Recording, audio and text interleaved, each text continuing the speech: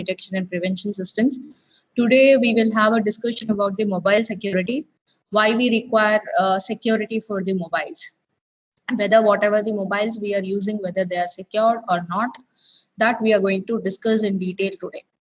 So how many people over here will accept that mobiles are not secure? I think 100%, right? Everyone will accept that mobiles are not secure. So why we are using mobiles then?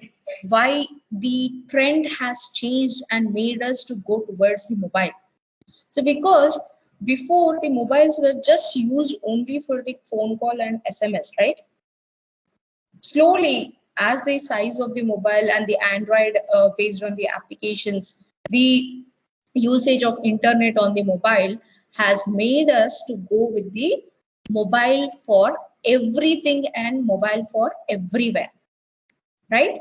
So mobile for everything in the sense is mobile enables the IoT devices which are at home. Like yesterday I have told you, like for a home to be cleaned or AC to be on, geyser to on off, any kind of thing, even the fridge door to open and make it correct temperature and make it lock it by itself. So all this stuff has been evolved with the help of like all the things which are being occurring in day-to-day life. They are being enabled with the mobiles, right? So mobile is primary usage. Yeah, first let us see the 5 trends with the significant implications of the expertise why mobiles have emerged towards the internet or towards the usage by the users a lot. Let us see that. So there are 5 trends because of this, which the experts will say that because of this the mobile growth has been increasing. That is, mobile is primary usage. It is as it is a handheld device and it is very small to carry out. So it is very easy. If I say that whatever the facilities which are provided in laptop will be provided even in mobile, then who will prefer to take the laptop? Because it is very much portable and you can carry in your purse or in your pocket, right? So that much easy it has made us. So all of a sudden, even if you want to check your mails, even the mobiles will able to allow you to check the emails, everything, video chat, audio, everything, which is possible, except that you need to create or you need to develop something on the mobile, then it is not possible as it requires some software. So we will go for the laptops or desktop systems, right? So insights from the mobile data provide new opportunities. Obviously, the 75% of the mobile shoppers will take the action after receiving the location-based messages. The best example which I can give over here is the tracking system. See, all the goods and services, whatever we are providing, even nowadays, everything has been linked up with the mobile. So that's a reason you can able to track your goods wherever it is. So, but we are unable to in US and other countries, they could able to trace it even from location to location. Whereas for us, they will give the broad location places, right? It's in Delhi, it is in Madhya Pradesh, it is in Bangalore, like that they will give, but not in detail that this shop has your particular good, right? So until unless it reaches to the end user, end shop details will be given that you need to collect here or the person will come and give it to you, right? So in that way, even it is providing new opportunities for the people to expand their business. Mobile is about transacting. It is nothing but in 2012 and 2011, it has been observed that 96% year to year, there is an increase in mobile cyber. That is for the financial transactions. So that is also one of the reasons. Nowadays, the app, which we have installed in all the mobiles, we don't even require to remember the username and password until unless you do some large transactions. Wherever you go, instead of card, you are paying with the help of mobile, right? So for those kind of stuff, whatever we are doing, yeah, it made us too easy to do the things. We are not able to remember anything we want because we have mobile. But just imagine if it is lost, Just imagine that. Also, we are going to discuss how the cyber crimes have been occurred when the mobiles are lost. What is the percentage of cyber crimes which have been occurred due to the loss of mobiles? That we will see in the coming slides, as this is the first one. The fourth trend is mobile must create a continuous brand experience. So 90% of the users use the multiple screens as channels to come together to create integrated experiences. That is true. Next comes mobile enables the IoT. This already we have discussed. Global machine-to-machine connections will increase from 2 billion in 2011 itself to 18 billion, but now it has reached more than 18 billion. Now itself in 2020. So just imagine what about 2022. So the first, it was considered as a secure mobiles was considered as a secure one before 2009. Until unless, because it was not much growth in the market, and there was only less number of mobiles where the Android based mobiles have come into picture, and they just started using only for the phone and SMS. So they used to feel that they are secure. Even they have the trap.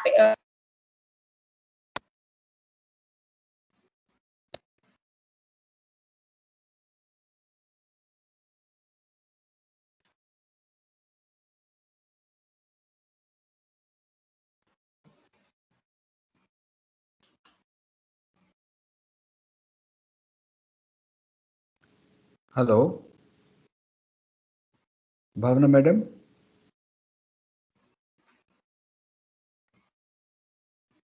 Hello, madam, we cannot hear you.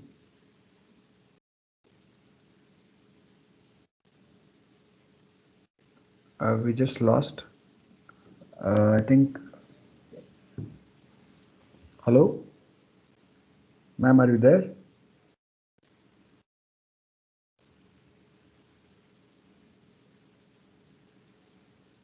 I can't hear you. No lecture, no voice. Yeah, I think we just lost the connection from the speaker. Yeah, it has come back. Connection Yes, has ma'am. come back. Yeah. Yeah, sorry. Yeah. Okay. Okay. I couldn't notice that. Yeah. Yes, I ma'am. think you can see the screen, right? Yes, we can. Yeah. Okay then. Then start the slideshow. Yeah. So mobile phones were considered secured before 2009. I'll just brief it. I don't know how much you people have got it. So I'll just brief it. Don't think it is a repetition. Yeah, please. So in 2009, they have found first worm targeting the jailbroken iPhone. So the jailbroken is nothing but it removes the restrictions imposed on the iOS devices. So the Apple phones, generally the jailbroken attack is called, the name jailbroken attack will be called for iPhone, whereas rooting attack will be called for the Android phones. That we will see in the coming slides. So iPhone was discovered starting in 2009, the jailbroken attack, but it was not that much malicious in the starting level. It has just replaced the wallpaper with a famous singer called as Rick Astley. But whereas after some weeks later, the worm appeared, which was designed to steal the user's online banking credentials. So it was only targeting the iPhones at that particular time in 2009.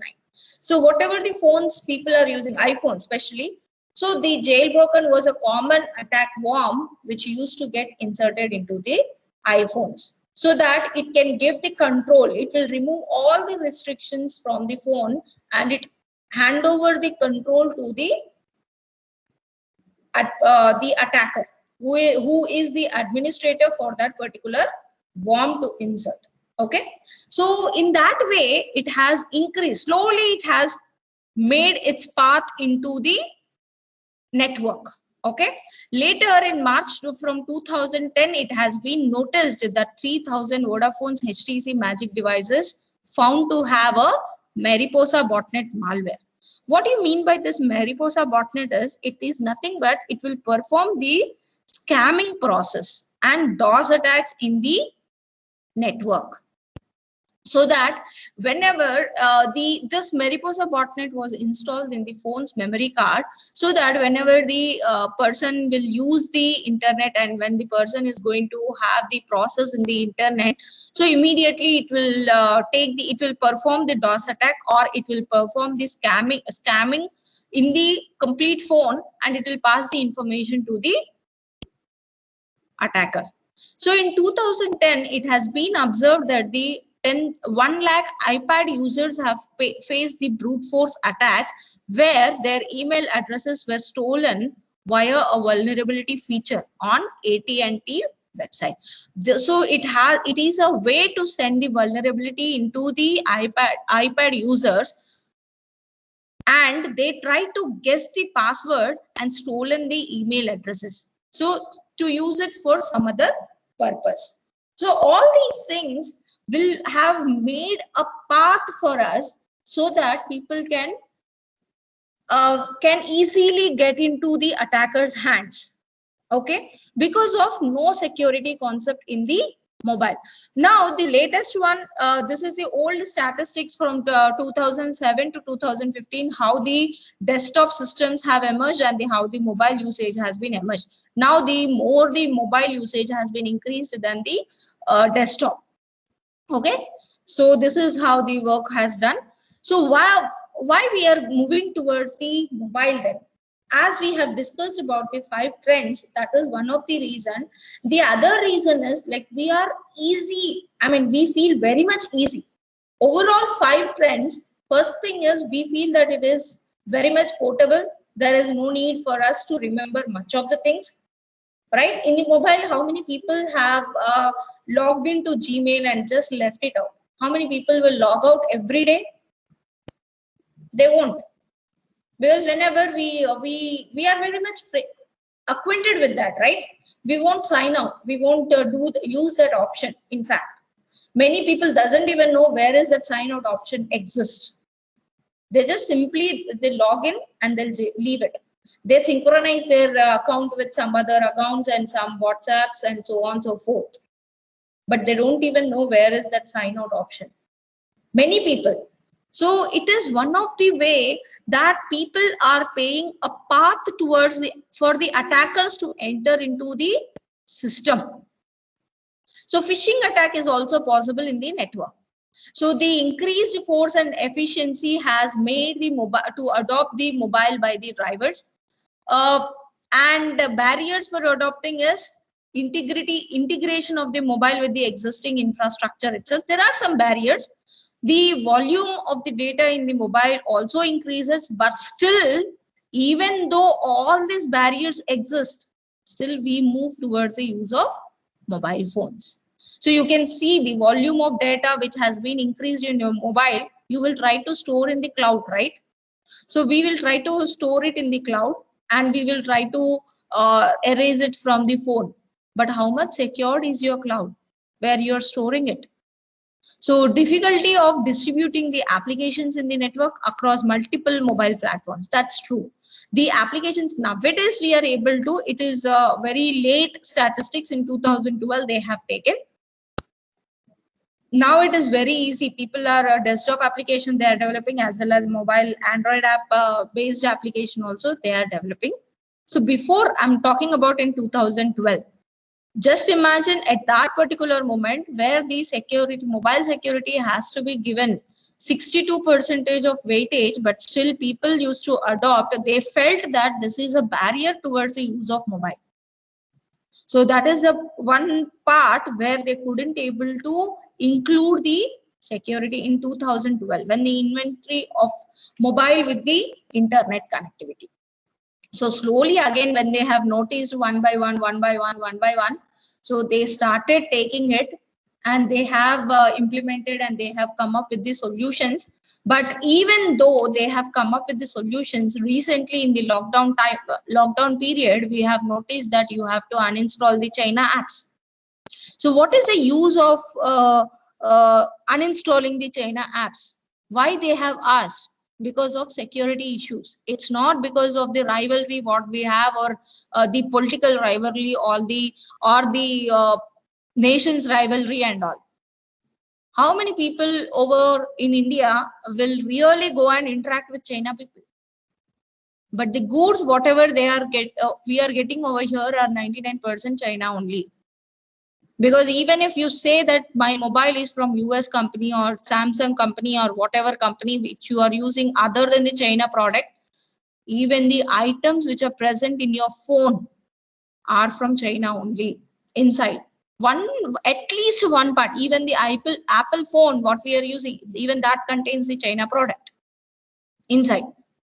So there are plenty of things which have come, but only the thing why China hasn't come forward and fought for the apps which it has developed, the major reason behind it is only because of they didn't think of security. So the loophole which India has pointed out that these apps doesn't have the security and easily they can be attacked. So that point was correct. So that is the reason even those people haven't come forward. Do we really think that if some fault we have pointed out and they couldn't even open their mouth? They will. If some product is fault, we are claiming it, then obviously we have to prove it. So it has been proved by us that the apps which have been developed and installed, dumped in the app store, doesn't have the security features.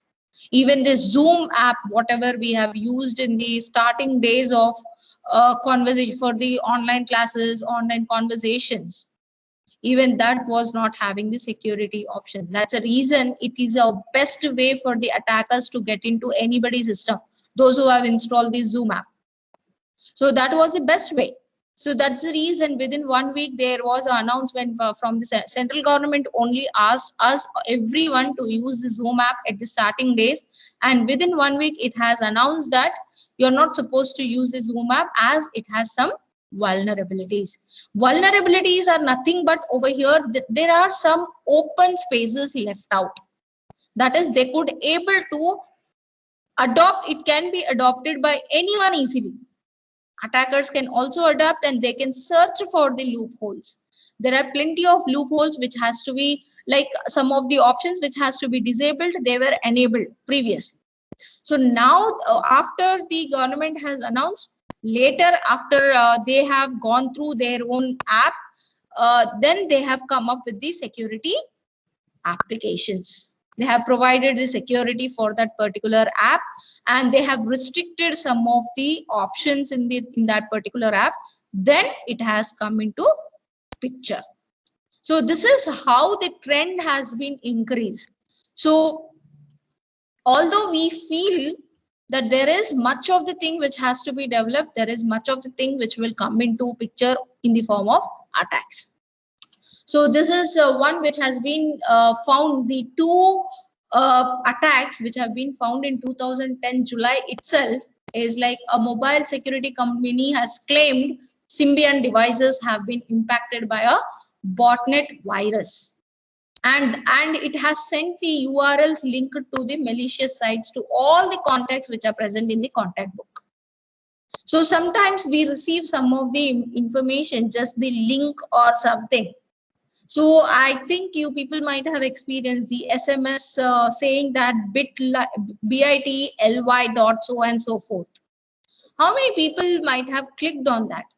Sometimes it is genuine. I'm not saying it is completely fake URL.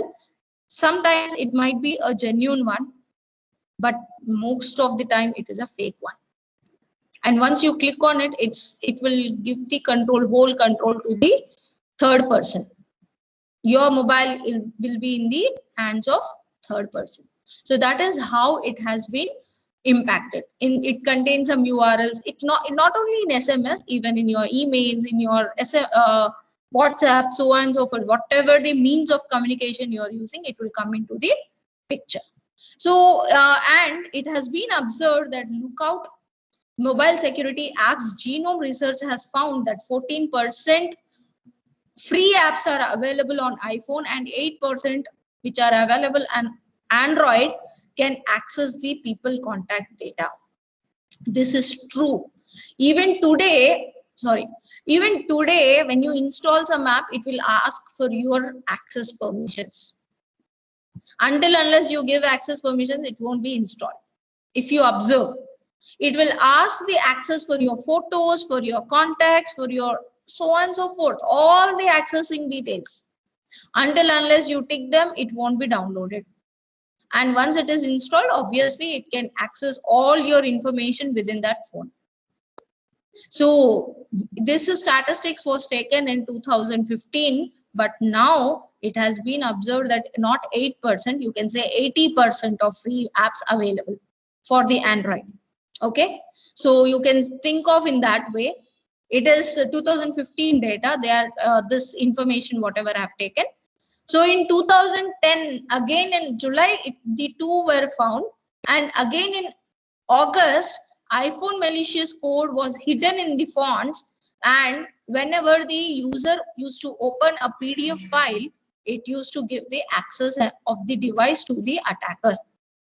So for the iPhone users, the one code used to be get hidden in the fonts itself, and whenever the user will open that PDF file, the hacker will able to have the complete control of that particular device. And in same month, the Kaspersky has identified the Trojan horse, which is targeting the Android devices that sends it sends by itself the SMS to the premium rate numbers, so that they can they may think that okay, it's a genuine SMS, let's click and let's see. So sometimes even for us also the SMS will come. So it's not like before it was like premium rate numbers, because only the high grade people used to in 2010 and 2009, at that era, at that time, people used to have only those people used to have the mobile phones, those who are working like hi-fi level. Right now it is common, even the school students are having the phones, that is second issue. But first, like at that particular level, so they used to target only those numbers.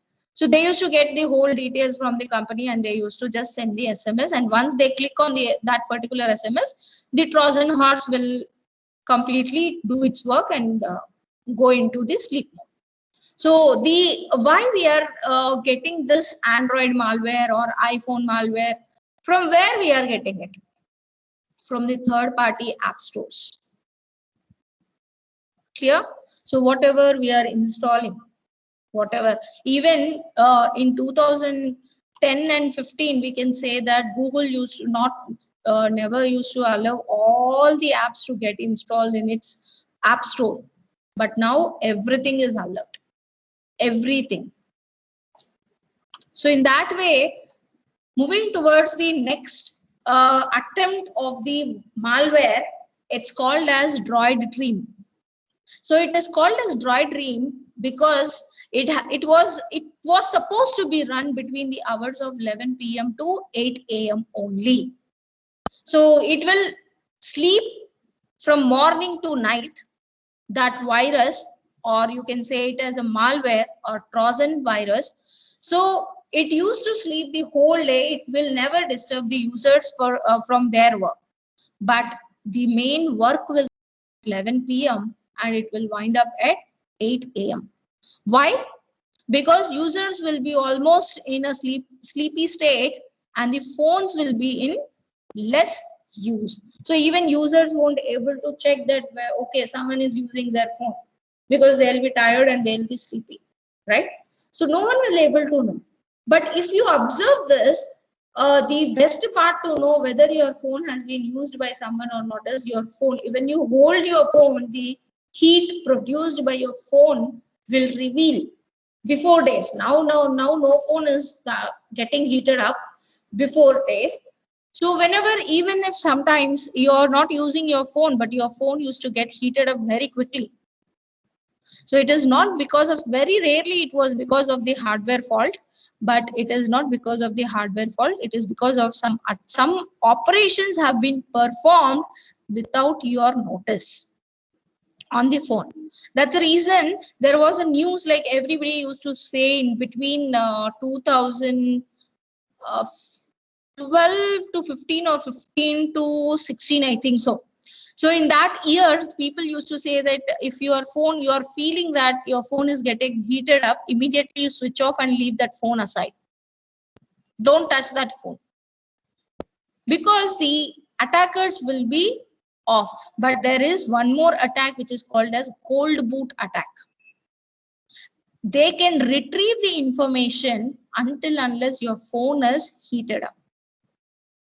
The heat remains, it is similar to the attack which happens on the desktop system on your laptop.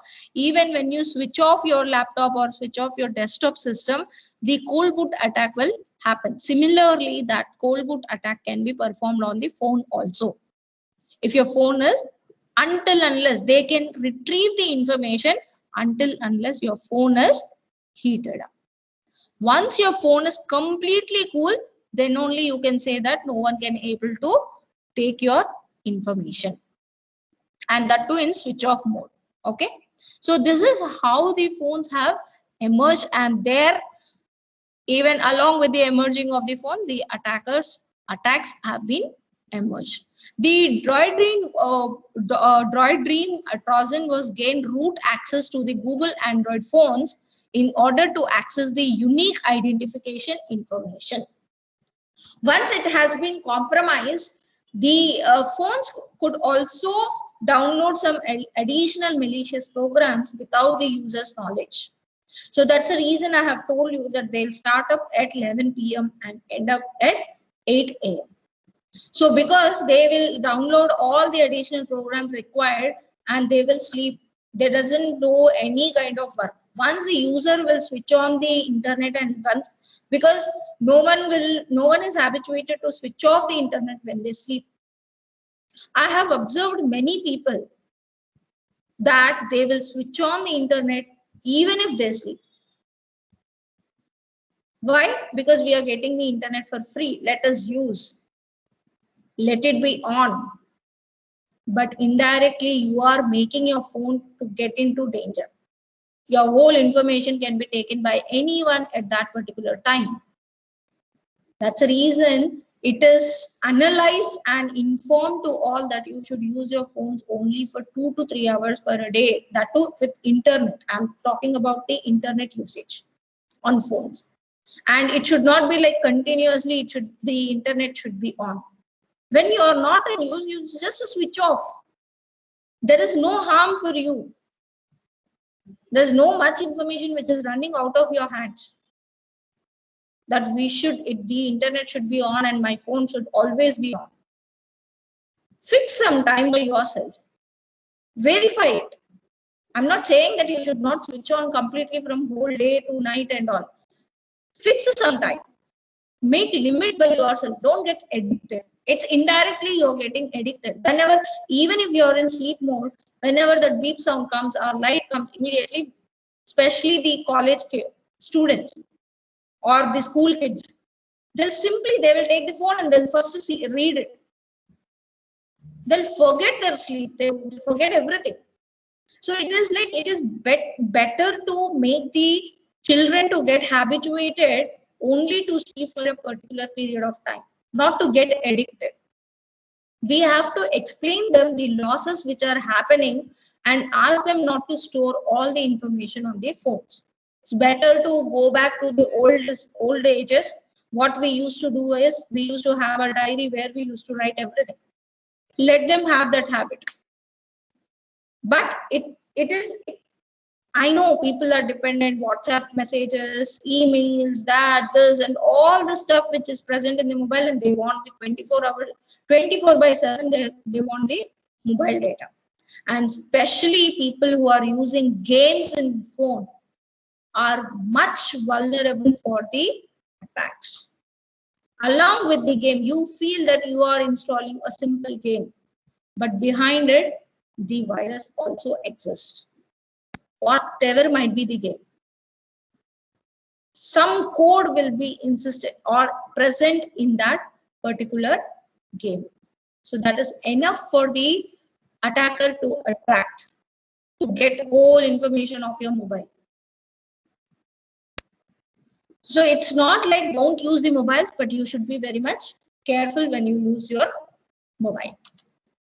So Google has forcefully removed some of the apps from its marketplace by using a kill switch, or so that it can wipe off the applications on the Android devices which have been infected by the Droid Dream. So additional variants of Droid Dream have been appeared after the of 2011 slowly, and they have come up with variations of the Droid Dream Light, and still it continues. Only thing is they have modified it, that's it, because it has been identified. So let me modify some of the thing and let me again allow that thing to enter into anybody's mobile. That is how the attackers will come up. Whatever the solutions we provide, they come up with the another possibility of the attack. So security wise, when we are considering the mobiles, mobile security is weak with respect to the passwords. If we use these smart cards, so obviously it is strong enough. Biometrics, yeah, it is strong enough. And when we go with the pattern lock, it is again weak. Ease of use, yes, it is easy to remember the passwords, small passwords. Smart cards, obviously we, let us say the smart cards in the sense of, I'll take the example of your ATM cards or credit cards. So it is little bit, we won't feel like carrying it everywhere if we have mobile in our hand.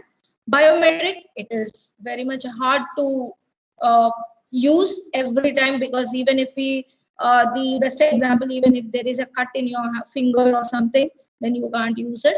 So pattern lock, yes, it is easy to use. Implementation wise, when we see the smart cards will be hard and the biometrics will be hard to implement. Whereas what works for the phone is password is there, smart cards is not available, biometric is available, and pattern lock is also available. Biometric is not only possible, it is already existing, right?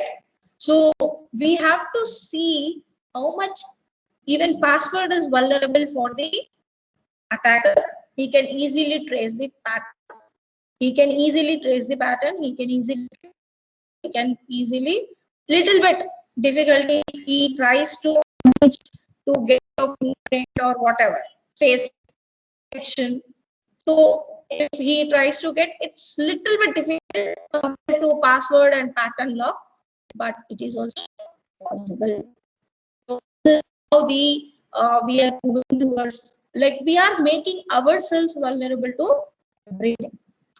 So everything is good enough if it is in limit. Everything is bad enough if we cross the limit. Anything.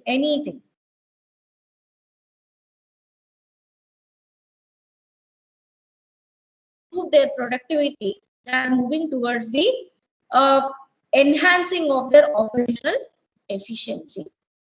The mobile devices want to enhance its operational efficiency, though, so they are improving their productivity. In order to improve their productivity, the estimated number of mobile devices was around 5.8 billion in 2016, and it has been exponentially ranged near to 12 billion within the 4 years. So now it has been somewhere around 20 to 30 billions of mobiles which are in usage, right? Within in and around where they use the internet connectivity. Mobiles are already existing from long back. I'm talking about the internet connectivity where they are using it for various purposes. Okay. Many users aren't even aware of the security risk. That's true. How many people are aware? If you go and everybody has the Android phone in their hand, at least to show off, they will maintain. They don't know how to use that Android phone. They don't know what are the functions which are available.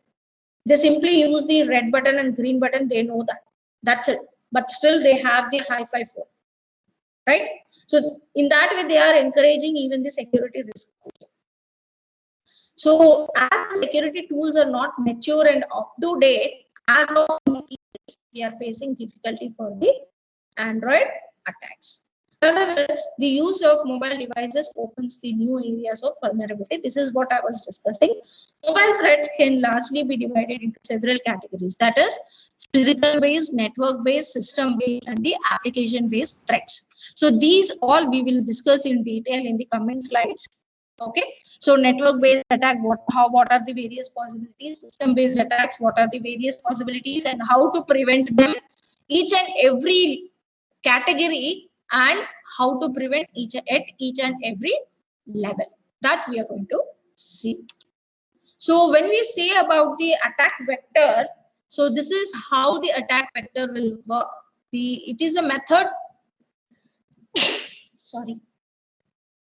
So it is a technique that the attacker used to gain the access to another computing device network in order to inject the bad code. So first thing is he will prepare its own code and tries to push it to the weakest point in the mobile. Which one is the weakest point? That he will try to search which application you have downloaded and which has the weakest loophole. Generally, that's the reason games we say, especially when you are playing games, it has much of the loopholes. Okay, so that's the reason people even like when you play, you should be very much careful. So that is one of the reason, and once they enter into the system weakness point, then they start controlling it and the mobile will be hacked. So these are the mobile attack vectors. One is malware, one is data exfiltration, next data tampering, data loss. So data loss in the terms of device, this you can say as a physical loss, device loss, unauthorized device access, and application vulnerabilities. Data tampering is in terms of modification by the another. This is network layer, you can say as network based category. So undetected tampering attacks, jailbroken devices. Data exfiltration, these two comes into the network. So this is the application level. So data leaves the organization, print screen, copy to USB and backup loss. So when we are discussing about the malware, virus and rootkit. Rootkit is equal to the jailbroken attack, which happens in the Android applications. Jailbroken is generally seen in the Apple devices. Okay, application modification and OS modification. So what is the status of attacks in 2020? So the more threats to the DevOps and cloud systems are happening because of the third-party access and third-party development of the software. So insecure use of third-party software. This is what I combined have explained. So access to the business data. Slide not changed. Hello. Slide is not changing, madam. Pavana madam. I have changed. Now it is visible, ma'am. No, that password, smart cards, only that slide is seen. Oh, okay. 1 minute, ma'am. I'll just see to it. Password, smart cards. Yeah, okay. I have finished 2 more slides, ma'am. Three, two. Yeah, 3 slides were finished. Now is it visible? No, so far no. Okay, I'll just stop sharing and again I'll share. Just give me 1 minute. Yeah.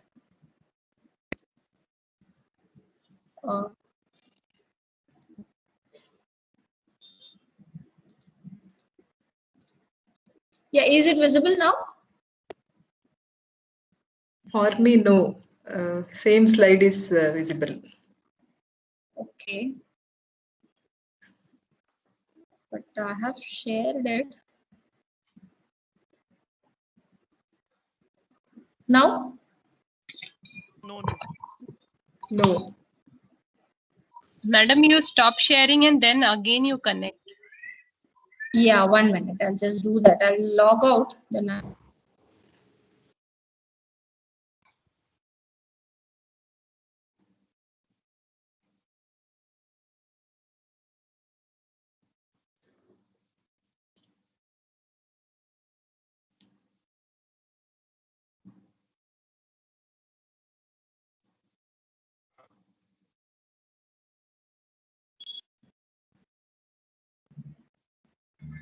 ma'am, can you ask Akshay to give me the permission to share the screen? Yes, ma'am. Yes, ma'am. 1 second.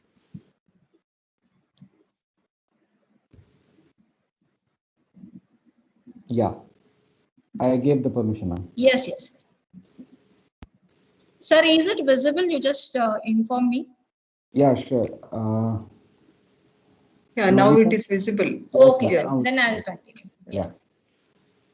So this already I have discussed. As per the 5.8 billion, it has been discussed that it has been increased. Now you can just imagine there are 20 to 30 billion phones which have been increased by this time.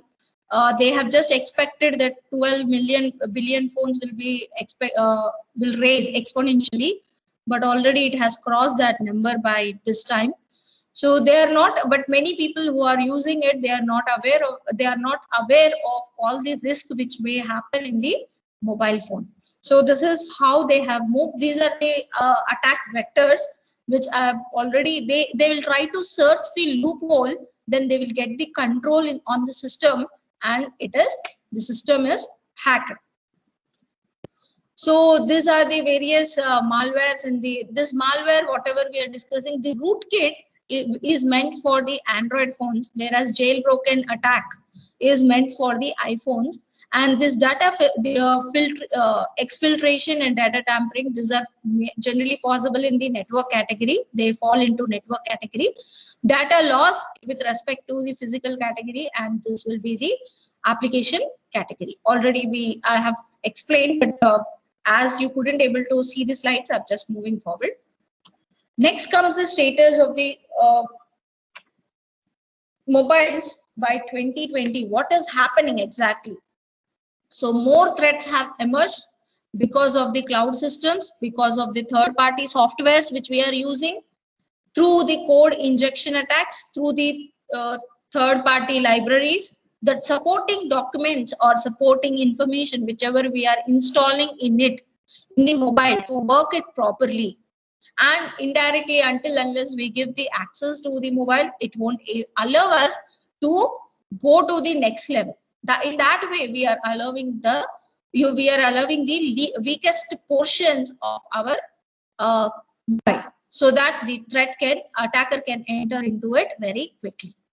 So remote workers as a new threat. So with the help of Wi-Fi network, wherever we go, if we ask for the Wi-Fi and we are connecting to that particular cafeteria or any other place, there you are temporary.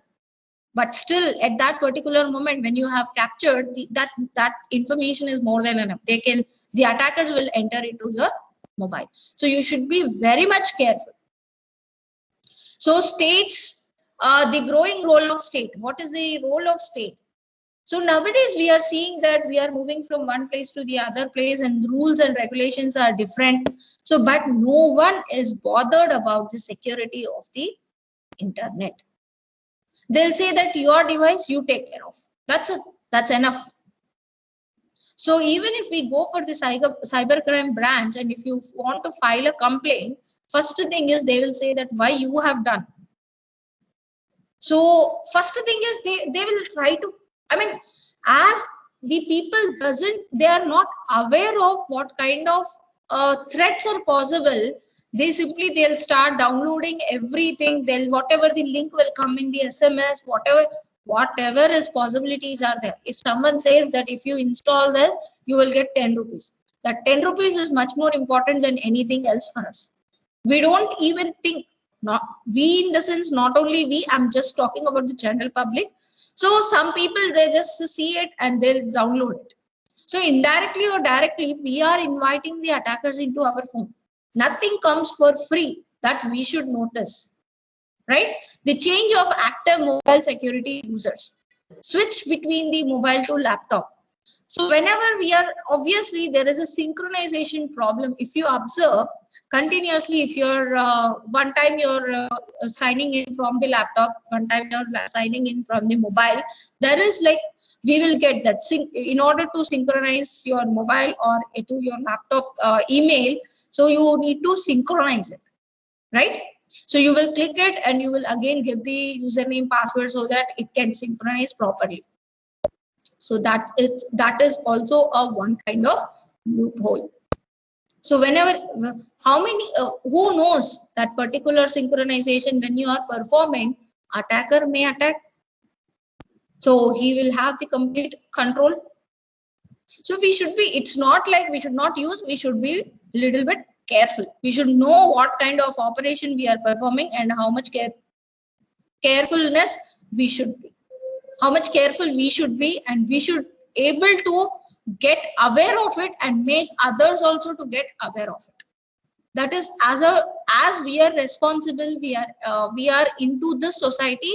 That is our responsibility, even to teach the people of old age, whoever, kids, old, young, whoever it is our responsibility. Those who know some idea about the mobile security, they are supposed to teach to them how to use and which kind of things they are not supposed to download, and what kind of thing they are supposed to do. Some people are there, like they will download something, some operations will get stopped, and they will just come forward and they'll say, you just see to my mobile, I have installed something and it is stopped working. But by that time, everything gone. So we should able to make them understand that some of the things which you should able to install, which you should able to understand, then only you try to install, or else stop it. You just give a break over there. I'll come and I'll see if you have any kind of doubt in that. So secure implementation, in terms of developing the secure apps, we are moving towards the technologies like AI, big data, cloud and mobile solutions, robotics we are using in order to develop these secure apps. Not only apps, we can say even the desktop applications, whatever we are developing, all these technologies we are using in order to provide the security. So what are the solutions then? These are the problems which we have seen. Even the technologies which we are using, they are also vulnerable towards the security attacks, right? So if you observe the AI, it is a big ocean where it itself is vulnerable to security. Big data, it is also a big ocean where it itself is vulnerable. Although we are making these solutions, we are providing different solutions, we are allowing the users to store their information in cloud, we are allowing the users to use the sensor based applications like mobile and internet IoTs, everything we are allowing, but they itself are vulnerable to the security. So if you develop a secure application, then everything is fine. But if it is vulnerable, if you are not considering the security into the picture, then that is of no use. Even the new technologies are of no use. Okay. So these are some of the solutions which have been proposed by the experts. That is the adaptive mobile security. So it has to be integrated approach responding to the mobile threats. It is called as predicting and preventing the cyber threats. So the machine learning approaches which we are using nowadays in order to detect the cyber crimes or cyber threats will also help over here based on the model, what is happening in and out, by training it, by testing the system, right? Next comes the protecting the sensitive public data. So it has been told not to store your financial or personal data in anywhere. Whether you store it in a personal space, that is your pen drive, hard disk, and you don't use that particular system when you are connected with the internet. Even if you're not connected, you use those things where you are not using an internet connection for a system. Then it will be fine. But once you access that to internet with the help of, once is enough. One time if you access to it, that's more than enough for the data to go into anywhere from one place to the other place. So providing the best phishing protection policies through the mobile environment, that is within the mobile environment, phishing attack has to be detected. SIM jacking has to be avoided. Using the real-time information, the people will able to fetch the information from your system. Sometimes they will immediately call you that, ma'am, we have sent some message to your mobile. Just can you kindly repeat it? By the time you repeat that thing, that's enough for them to hack your mobile. Through well-known brands also. Sometimes even the manufacturing faults also exist. So we should able to provide the best phishing protection environment where you should able to detect the jailbroken attack, where it should able to detect the malware attacks, where it should able to detect the network based attacks, where it should able to even detect the application based attacks. So fighting the growing impact of mobile malware. So different varieties of secure softwares which we are developing in order to fight against the malware. Next comes mobile device management. Integrate the mobile devices into corporate environment. We should able to have a securely encrypted database that is your own container, where your confidential data has been stored, that too in the form of a encrypted information, so that you can be confident that your information will not be taken by any other person. So some other solutions are like dedicated security operations, managed security service providers are dedicated for many organizations where this is like a security service provider is like Airtel, Vodafone, BSNL, all together they have come. All the three organizations have come together and they are saying that whoever is using, or we are providing a cloud, a container. In that cloud also we are providing some container to each and every user where they can store their data. Then that will be helpful for everyone, right? Universal biometric user identification between the users and the financial institutions, it will help out. Because of the biometrics, then most of the things like sometimes see IDs and the passwords, as we have seen that with respect to the phones, a password or pattern based, they are vulnerable to the attacks, whereas even biometric is vulnerable. I'm not saying it is 100% safe, but at least up to some level we can protect the information, especially when the users are interacting with the financial institutions. Okay, instead of using passwords and patterns, try to use the biometric when you are performing some of the financial transactions. Okay, so your identity management with the help of multi-factor identification, if you go towards it, then it will be helpful. Machine learning is used for the development of mobile app-based security applications, so that it can provide security for all the apps which you have installed or which you are going to install or which are in the app store. So if your mobile has a device or an app which can say that the percentage of the app which are going to install has this kind of malware. So if you install this particular kind of app, then your mobile will be vulnerable to these kind of viruses. If that kind of picturization will be given to the user, at least half, I'm not talking about all, at least 1 to 2% of attacks can be stopped, right? So much of the research is going on in this particular area. So collaboration among the cybersecurity solution developers and the community. This is very much important. Information security awareness. So this is where I have informed that it should, whatever information security we know, we should able to provide awareness for each and every person who is using the mobile. So these are the mobile management and security concept where we require the security. So IBM has developed this strategy. So it has it has given some points saying that management and safe use of mobiles and tablets in the enterprise, within the enterprise, will provide more security than anything else. That is the first and higher priority to have a secure communication is the user itself. User should able to manage, user should able to use a proper use of that particular phone without entertaining nonsense in the phone. If they use it for everyone feels that whatever they are using, it's a proper usage, right? Even the games, a person who is addicted for the games, even he will feel that I'm using my mobile only for games. That's a proper use only, because I'm happy for that. But indirectly, what we are doing, which one is important, which one will ruin the mobile condition, those things we have to consider. Secure access to the cooperative data and supporting privacy. Obviously, privacy data has to be maintained.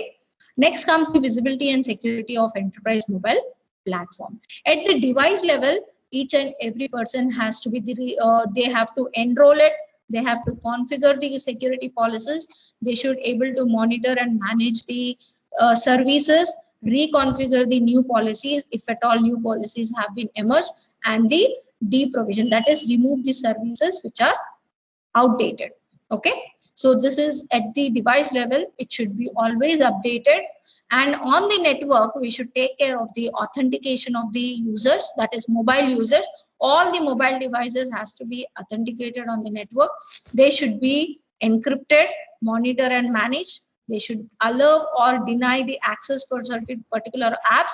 They should able to block the mobile threats. And at the mobile app level, the things is we should able to develop the software level. It should utilize the secure coding practices. It should able to identify the application vulnerabilities. It should able to monitor and manage with respect to the unauthorized activity. It should able to protect and defend against the application attacks. It should update. Sometimes, okay, when it comes to the patches of it, I'll tell you, many of the mobiles will receive the patches. Some new version of OS has been installed. You have to update it. Some new version of some patch has come. So, but people will neglect it. They'll say, okay, let whatever I'm using, let it be. Definitely, when you install it, when you update it, obviously your configuration, based on the configuration, some changes will happen on the mobile. Some changes. 1 or 2 changes, like where the presentation on your screen or something will change. But security will be developed. See, the vulnerable apps will be detected. Even when you update the patches, immediately it will show. And once you update with your new configuration, you should scan your mobile immediately, so that it could able to detect the viruses, any malware, anything, any suspicious activity, it will give you as in the form of a result. So now coming to all the different categories of the mobile where the threats will occur. So it is important to protect the devices unintendedly. So the attacker will perform the malicious actions such as flashing with the malicious system image that is connected to a computer or anywhere else. First, we will discuss about this lost or stolen devices. So the biometric or kill switches was developed in order to reduce the incidence of the mobile device theft. But still, there are some 10 billions of attacks which are happening in day-to-day life once the mobile has been stolen. So once the device has been stolen, we are losing some information, but ultimately we won't get back the phone. But the whole information which you have stored in that will be lost. If you can see your mobile or your laptop, whatever has been stolen, once stolen, you cannot retrieve it. 99% chances that you will lose means you won't get it back.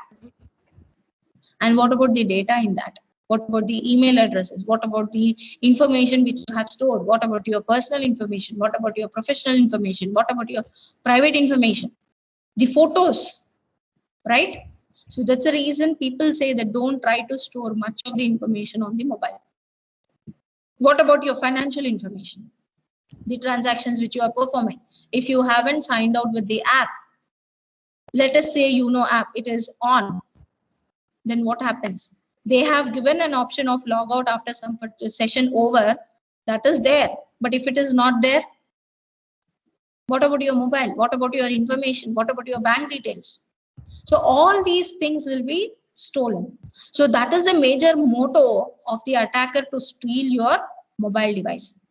Very rarely we will lose our mobile by ourselves, and we may get back if the opposite person is good enough.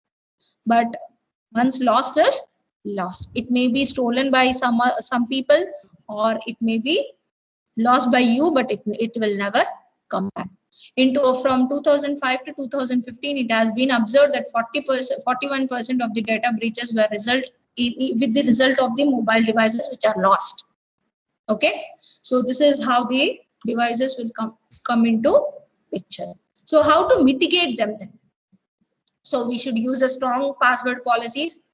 We should enforce the encryption method. We should disable the USB options so that they can connect, like that the port connection, right? They will connect to the system and they can change the password. Once it has been connected, it will open everything. So they can easily install into the system, right? Please, mute your mic. Yeah. So you should disable the USB access. Unless you want to access, you can access. But if it is lost, it will be accessed by someone else. So you should able to disable it. Real-time location services has to be provided so that you can able to trace your mobile at any time. But real-time services, sometimes even that creates a problem for the user also. So because you will be tracked wherever you are moving to, from one place to the other place. Attacker wants to track you, they can track you. So it is a plus point as well as a minus point also. Lockdown is nothing but your user interface from the device will be locked down, so that the functionality or the data on the device will be locked and will not be accessed by anybody else unless you try to enter the password or any other kind of criteria which you want to put it, so then it will be secure. Next comes the network-based threats. Network-based threats are with respect to the Bluetooth, with respect to the Wi-Fi connections. So they inherit the vulnerabilities which is susceptible to the eavesdropping attempts, which are available, like the tools which are available is like for the attackers to enter into your mobile is Wi-Fi or AirCrack NG suite.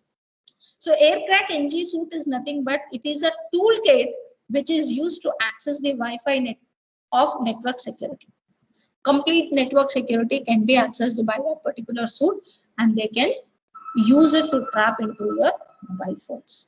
Okay, so this is one of the way. Not only mobile phones, even that can be used even for the laptops also. But generally, the AirCrack NG suite was designed for the mobiles. So users should only connect to a trusted networks, but obviously we know for the better and should have a better network security protocols. So this the standard routing attack will happen on the Android and jailbreaking on the Apple phones. So you should able to observe that screens.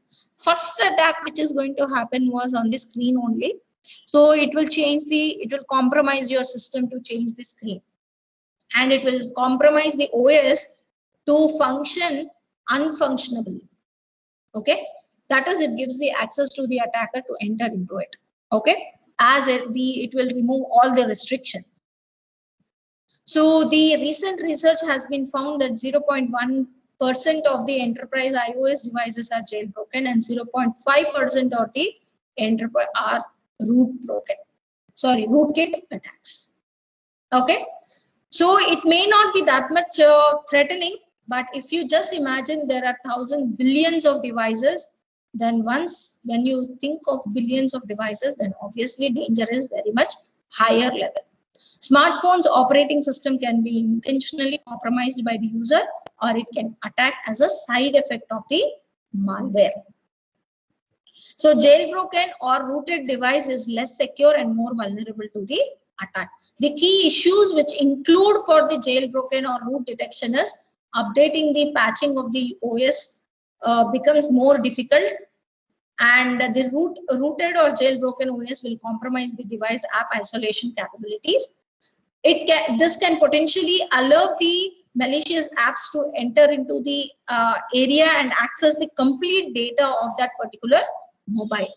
So apps can be downloaded from the third party, but there is no guarantee that the downloaded apps are clean. So how to prevent then the network-based threats?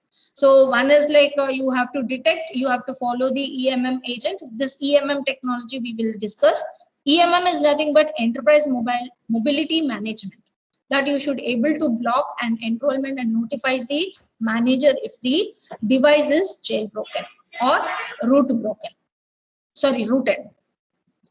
So wipe off all the content which is not secure, which is very much secure on your mobile, so that even if the jailbroken or rooted attack will happen, then there won't be much loss. OS patching and updates, you have to check each and every time whether you could able to download that particular patch which has been given in the notification for you. If you are unable to install that particular patch, then it means that there is something fishy in your mobile. So EMM solutions will force the OS upgrade and deploy the appropriate OS patches. Okay. Integration with the device attestation services. You should able to have a hardware and firmware with the OS. It should be the attested services has to be taken care of. That is the promisable services, and whenever you have some problem, you should able to go and have the solution. So next comes the man-in-middle attack. So it is also in the network based threats only. So once man-in-middle attack, we all know. So there are 100 millions of Wi-Fi networks around the world, which out of which almost 1/3 are either unsecured or purely secure. So in order to overcome that, we should have a whitelist of Wi-Fi access points. Each and every Wi-Fi point, whether that is a whitelist or whether it is in blacklist, that we should able to verify. So if you have the correct list of Wi-Fi access points, then it will be easy for you to compare that whether I need to have a Wi-Fi connectivity at this particular cafeteria or at this particular location, or I should not use that particular connection if we have the complete list. So disable the Bluetooth pairing. Always you should disable your Bluetooth. Always, that's location application, location app, you should disable. You should disable the Bluetooth. You should disable the Wi-Fi connection. You should disable the mobile data. Whenever it is required, that time only you should able to connect it, and immediately you should able to disable. Next comes the, you should not allow the access to the websites with invalid SSL or TLS certificates. It's almost similar to the desktop application where we say that you should not access to the SSL or TLS certificates which are invalid. Configure and enforce the VPN, per app VPN, or the per app VPN. Whatever app you are going to use, if you have a personalized VPN connection over the complete channel, then it is well and good. You can avoid the man-in-middle attack. Next comes the network spoofing attack. Rogue Wi-Fi hotspots, that is illegal, or which are available for free in that particular area. They are being used to intercept and tamper with the network communications to the smartphone. So rogue internet gateway names may be configured on the smartphones by a malicious SMS configuration message. See, SMS is a one way of source for a attacker to get attracted by the user, and once they click on that, they will get into the attacker will able to get the connection. So SMS is used to change the default access point used by the phone. A more complicated spoofing attack relies on mounting a rogue GSM base station. So here you can see it looks like genuine base station, but it is a fake one. It has been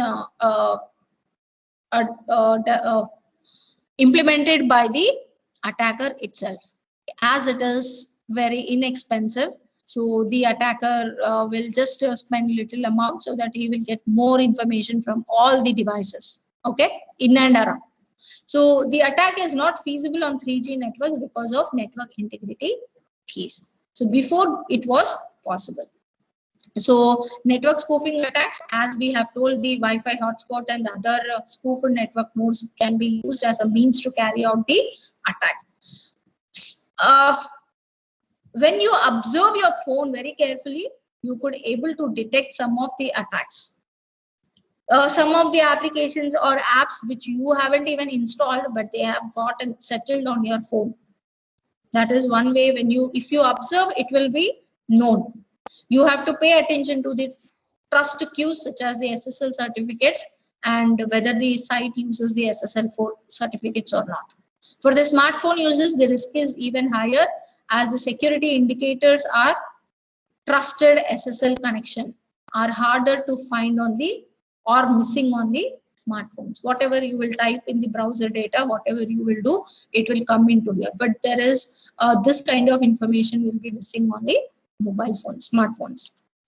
So next comes the network congestion. Even network congestion will be one of the problem which will be posed on the mobiles, so that signaling overload can be taken care of. Always smartphone apps are constantly polling the network for the updated information, and they keep alive messages. The signals will be sent continuously by the network, so that we can say that my phone is alive. Okay, that itself will create the mobile phone vulnerable to various attacks. That will give the signal to the attackers, okay, I'm in this particular location. That itself is enough. Nothing else is required. Even your phone, you are attending the session, your phone is on. That signal has been sent to the base station continuously because it has to be connected, or else you won't able to get the data. You won't able to send the data, right?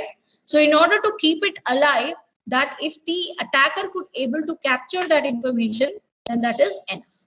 So whereas you can see the smartphone generates 8 times more signaling traffic than the normal laptop, which uses the USB dongle to connect to the internet.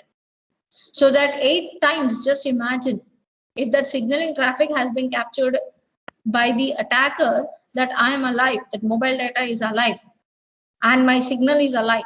That's more than enough for anyone to capture the information. That is the signaling overload. Next comes the data capacity overload.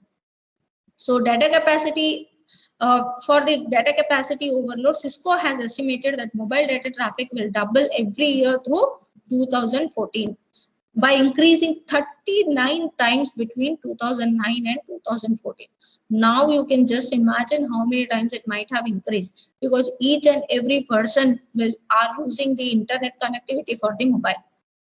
Okay, so the mobile data traffic will grow to at a compound annual rate of 108% between 2009 and 2014, reaching 3.6 million terabytes per month by 2000. Already it has reached. Every month, almost we are beyond 3.6 million terabytes. The attack mobilizing large number of mobile phones can make the mobile network collapse. Next, the distributed malware attack. It is with the mobile crimes can be occurred with the help of spam, fraud, and DDoS attacks. Once you click on any fraud email or fraud message, that is more than enough for the attacker to get into it, get into the information. Next comes the SMS spam and DDoS on telephony network. Mobile phone coverage is becoming very increasing and open up new possibilities for the DDoS attack with potentially of serious. Next comes the system-based threats. So this is almost we have discussed. The some manufacturer faults can also be there, unintendedly done by the companies itself. So you can notice there was a Samsung Android device which was found vulnerable to the eavesdropping attempts in 2015 because of this shift key keyboard. So immediately they have sent they have asked the people to return the mobile phones also at some part at particular time, and later they have fixed that issue and they have released an update for the users, those who are using that particular Android devices. So even the vulnerabilities exist for the Apple devices on the iOS. So no iOS zone is a vulnerability that automatically connects the iOS devices within the range to a fabricated network. Sorry. The vulnerability was eventually fixed in the later version of iOS. So these incidences which were highlighted need to be performed timely updates for the mobile devices to get out of the application-based threats. So that is one of the reasons where we are saying that you should able to understand and you should able to take care of the patches which are being sent by the genuine party. So using the so you can see using the outdated software will increase the risk.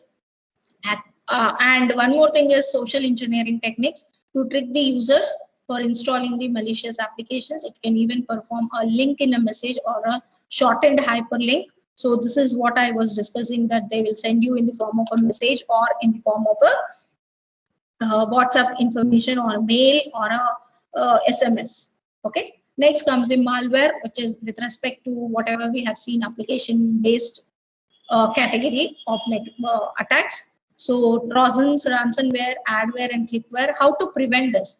So we should have an antivirus protection. We should have a clear list of whitelist and blacklist apps which we should install and which we should not install. Prevent the installation of the untrusted apps. That is a major important thing which we need to notice, that we should not install the untrusted apps. And these are the percentage of the malwares which have been occurred in the in 2016. So these are the various malwares which have occurred in 2016 on the mobiles. So what a malware can do? It can take the data theft, it can do the surveillance, it can perform the impersonation attack, it can even perform the financial theft, it can even perform the botnet activity. So data theft includes the account details, contacts, phone numbers, and so on so forth. Surveillance includes your audio camera, call logs, location, SMS messages. Automatically it will switch on your camera although you're not using your phone, if it is under the control of.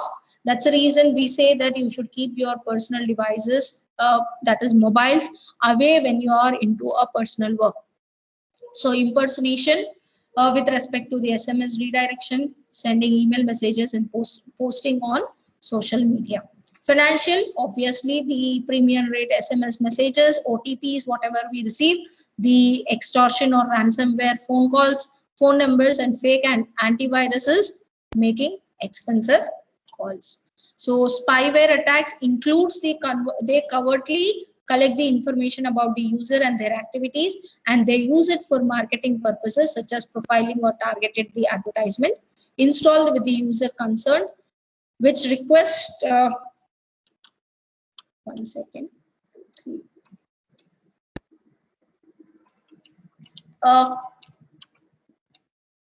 Akshay, can I extend the session for 15 minutes more?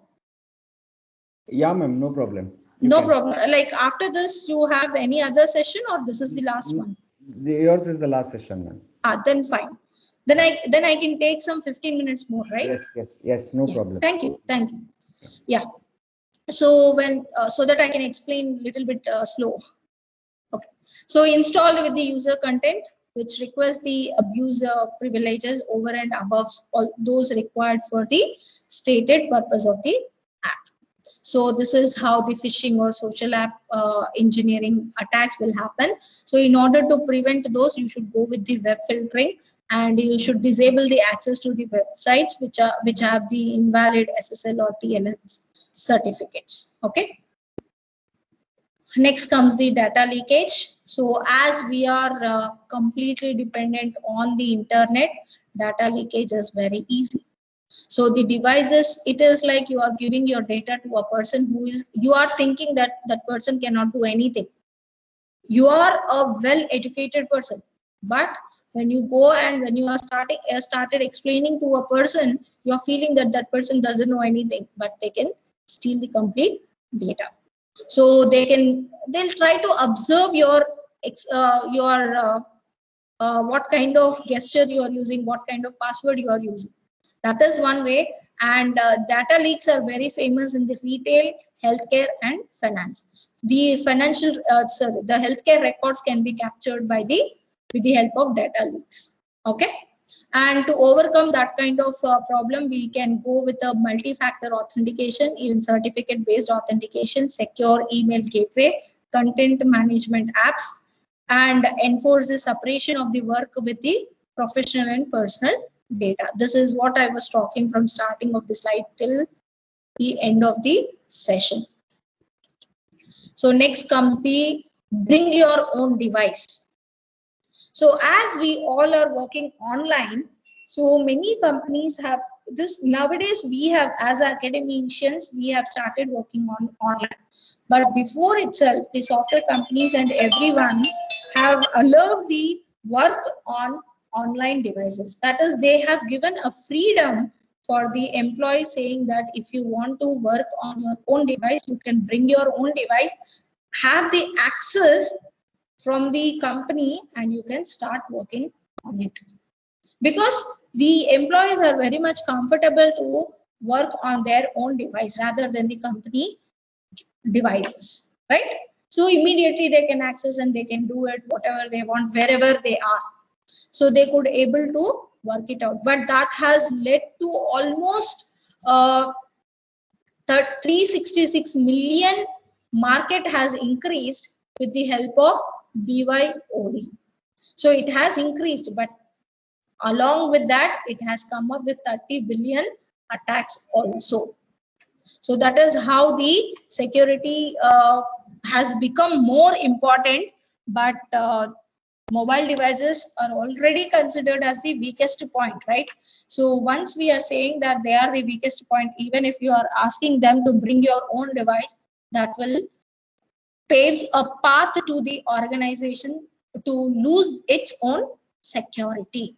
So in order to overcome some of the bring your own devices problems, security problems, so they have come up with this prevention techniques, that is formal BYOD. So each and bring your own device, the devices will be provided by the company itself so that they can use it, but for a limited, like they should not use for their personal usage. They can have it with them, but not up to like extended level. So they have some conditions. So upon the policies, they can use that devices. Secure email gateways, content management apps, and enforce the separation of work and personal data. Next comes the IoT security. The last trend which we have seen, that mobile enables the IoT, right? So when we are talking about it, as usual, we all know that mobiles have been moved towards the security, and they have been increased in the usage. So you can just imagine, or you can just see that 23 billions of the internet devices were connected by 2018, and it will be tripled by 2025. So that is how the people are turning towards the sensors, turning towards the edge devices, turning towards their IoT devices to be connected with the mobile devices, so that they will feel they are comfortable with the mobile what they have in their hand. If you go and explain,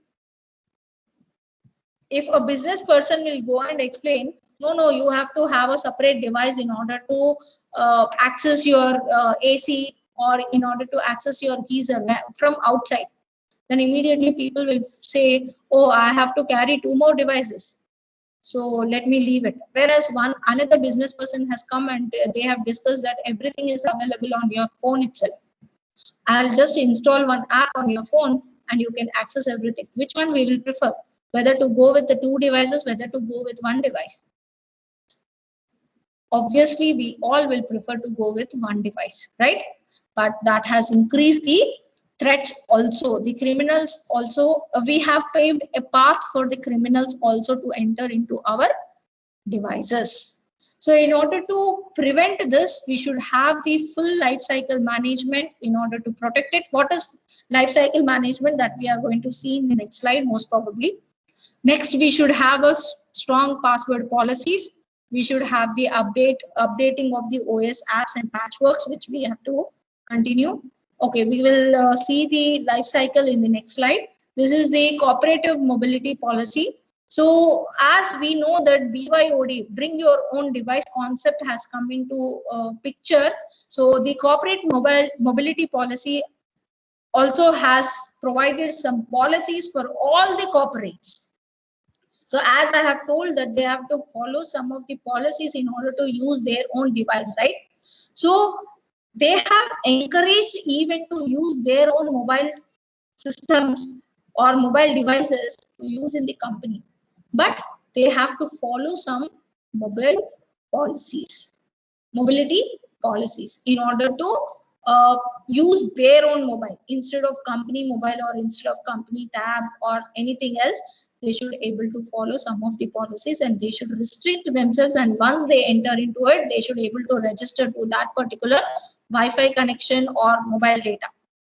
So they will give those conditions are applicable, then only they should able to work on the that particular device which has been brought by themselves. So what are the consequences when we are still, although we are saying that our devices, bring your own device, your device, my device, policies, securities, that, this and all, but still we are losing our data. We use the resources very badly. We are dependent, completely we are dependent. So our mobile will be overloaded with all the applications.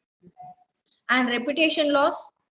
In case of Facebook, you can consider the Facebook account or business email account which has been hacked, and if the attacker has sent the fake images to all the partners or all the contacts which you have in the network, then what happens? Reputation will be lost.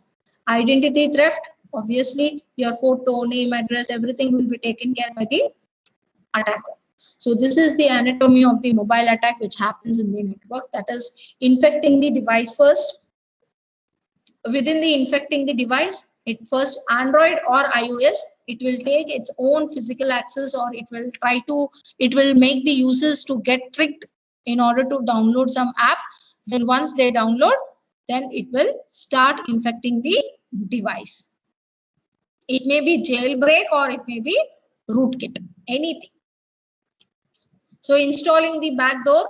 So when you go with this, how to install the backdoor, how the attackers will install the backdoor as a second level. Once they start infecting the mobile device, how they will install the backdoor, that is in terms of the Android devices and jailbreaking, they will restrict. Once the jailbroken attack or the rootkit attack will get installed in the mobile device, even if this is not present, first they try to infect with any kind of virus into the device, then they will install the jailbroken or the rootkit malware, so that the whole control will be given to the person. So the device manufacturers will place this attack detection mechanisms so that they can bypass them. So routing detection mechanisms do not apply to the intentional routing, and jailbreaking community is vociferous and motivated to perform some of the operation. So to bypassing the encryption mechanisms and exfiltration, that is the third phase. So you won't able to have any kind of encryption methods, although your phone has the encryption techniques or encryption methods, but nothing will be applicable when there is a malware or spyware in your system or in your device. So the spyware does not directly attack the secure container, but it grabs the data at the point where the user pulls up data from the secure. So when you try to access to some secure data, immediately the spyware will also able to access that particular data. It will get a path to enter and get the control over that particular data. Okay. So this is the EMM model. EMM model is nothing but the enterprise mobility management model. So over here, it is told like it is a life cycle. You can say it as a life cycle, complete life cycle, mobile security life cycle. So first, we will see all these things. First thing is you need to monitor continuously. Then it is like a monitor and mitigate process will be continuously. It has to be done. But once the devices are retired, you should not use those devices again and again for anything else. This retirement process will come into picture with the corporate mobility policy. So we will discuss on board whatever the security loopholes which are existing with that particular devices, that has to be observed and it should be protected, and continuously it should be monitored. Okay. So this is the life cycle solution. So they always say that you should you should enforce the corporate mobile security policies from initial device onboarding and protection through monitoring, controlling the device during the everyday use to its eventual retirement. On-board is nothing but the device which we are using in the network has to have a user identity. It has to confirm, and the organization should able to have a multi-factor authentication so that it will help to achieve to the so that it can able to protect the devices from various threats, right? So once it has the multi-factor authentication, whatever the information has been accessed by the mobile, it will try to avoid the routing or jailbreak attack, okay, and the blacklisted attacks, malwares, which are being blacklisted and which are not being allowed to enter into that particular device. So next comes the protect. Obviously, hardware or the OS has to be protected. All the apps which we are installing in that particular device has to be protected. The content has to be protected, which has been stored in that particular device. The communication channel, that is with the help of Bluetooth, with the help of mobile data, whatever we are using, the Wi-Fi connection. So that has to be protected. And the cyber threats, ultimately, cyber threats are also to be protected, need to be protected. So by enabling or configuring the antivirus protection, you should able to detect them and you should able to protect. And next comes the monitor and mitigate. It is a continuous process where we need to monitor the device, and once anything or any loophole or any malware has been detected, immediately you should able to lock the device and just wipe the company app and details. So that, and send the notification to the device directly or via email to block the access to the exchange of that particular email. Delete that downloaded files within the secure document manager. Reconfigure the devices by revoking the access of the company resources while continuing to enforce the security setting. Next comes the retire. What do you mean by retire over here? The mobile devices, bring your own device. Sometimes we won't use them for the business purpose.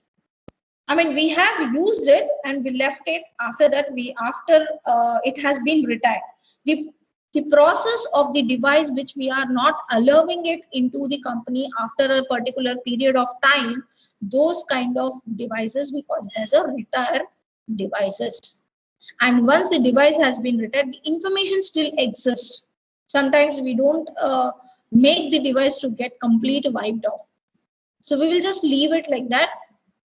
And once the company has owned those devices, has been sent for recycle or new assignment, the old data will also be stolen by the other people once an attack has been performed. So in that way, the retire, once the devices has been retired, it should be completely erased. It's not like I'll do it later. Let us have the set of 100 mobiles or 200 mobiles, tabs or mobiles are existing with us. So, and we until unless we want to issue them for someone else, we are not erasing it. Immediately, it has to be done. Unknowingly or knowingly, if that device gets connected with the internet and attacker is interested for something else purpose, then the data will be lost. So finally the policy or security philosophy we can say is, always you should able to prevent, you should minimize the impact, you should able to detect, you should able to react to the vulnerabilities which have been occurred in the network. So it is a continuous process where you can say that this is how everything has to be done. So this is about the mobile security. I hope I have cleared the doubts. If anything, it's open for the discussion. I'll stop sharing the slides. Yeah. Sorry, I tried to finish off. I have taken 10 minutes extra. Sorry for that. I have made you all to disturb and wait for the session. Yeah. Somebody had a question?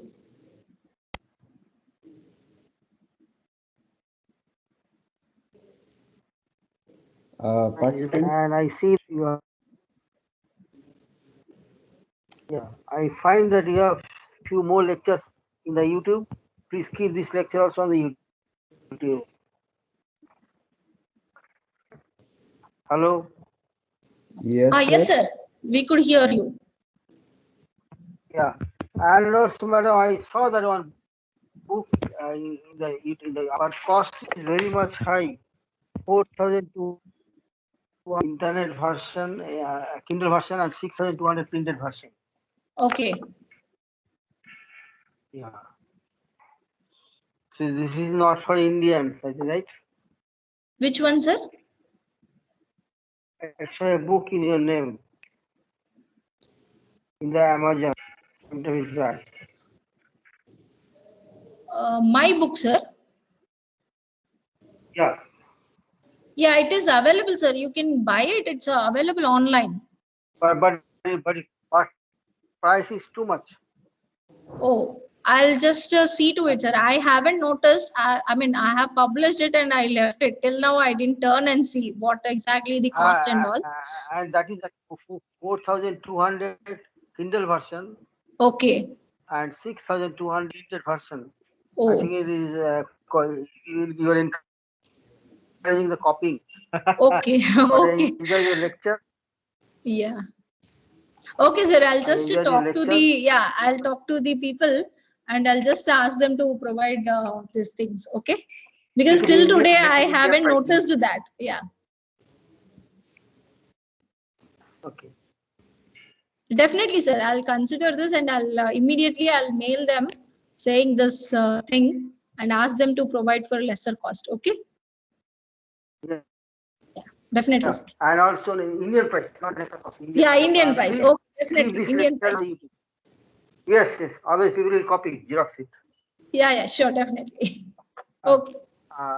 and please keep this current lecture on the YouTube. I think it has been recorded, sir. It will be put up in the YouTube. I'm not sure. It will be shared with the ATAL, ACT, and they will share it with the Oh, participant. then it will be shared, sir. Yeah, It will be. great, Atal means it will be shared. Yeah. Yes. great. Thank you very much. Okay. Thank you, sir. Yeah. Any more lecture this week? Any more lecture? Do you have any in this program? Currently, I don't have, sir. Okay. I thank have you. it next month. I'll inform you. Okay. Okay, thank It you. will come. Yeah. Thank you, sir. Any other questions by any other participants?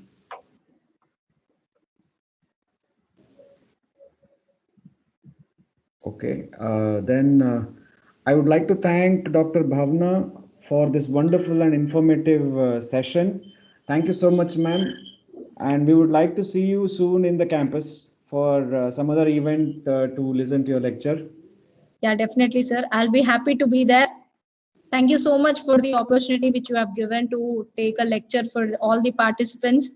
And all the participants are like well versed and I think they are of professors category and Most of them. and I'm sorry.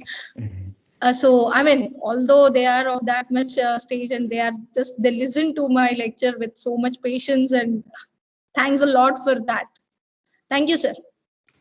Thank you so much, ma'am. Yeah, Thank thank you. you so much. I don't know how much I've cleared the doubts and how much new things I have informed, but I hope I have informed some of the new things to all the people. It might have cleared some of the doubts. Yeah. Thank you, sir. Thank you so Yes, much. Yes. madam, lots of doubts have been cleared. The new information come to know. And I am not professor. I'm 63 years young man. 63 years young man. Thank you, sir. Your suggestions will be more valuable for me then. Yeah, my name is M. Howlader. I did not get your email. Is it Oh. available in NIT Surazkal? Yes, sir. It's available on the website, sir. Thank you. Okay. Or Okay. I'll give you Akshay sir. Can you share my email ID with the sir? Yes, ma'am. I will share. I'll put it on his number. Yeah, please. Okay. Yes, ma'am. Sure. No If problem. possible, WhatsApp number also. Yeah. WhatsApp number, sir. We'll put it there. No personal disturbance. Okay. Sure. Okay, sir. Okay. You can, sir. You can message me on WhatsApp also. No problem. Thank you, Okay, sir. thank you. Yeah. You're Thank you, welcome. sir. Yeah. My name is M. Howlader from Bombay. Okay. Howladar. Yes, sir. Yeah, ex-student IIT Kharagpur, Okay. 1983. Oh, IIT Kharagpur. Okay, sir. I'm very much privileged then. Yeah, thank you, sir. That I'm civil engineer, structural engineer. Okay, okay. Thank you, madam. Thank you, sir. Thank you, madam. Thank you, all the participants. We'll see you tomorrow, 10 o'clock. Thank you. Yeah, thank you so much, sir. Thanks a lot. Thank you, ma'am. Yeah.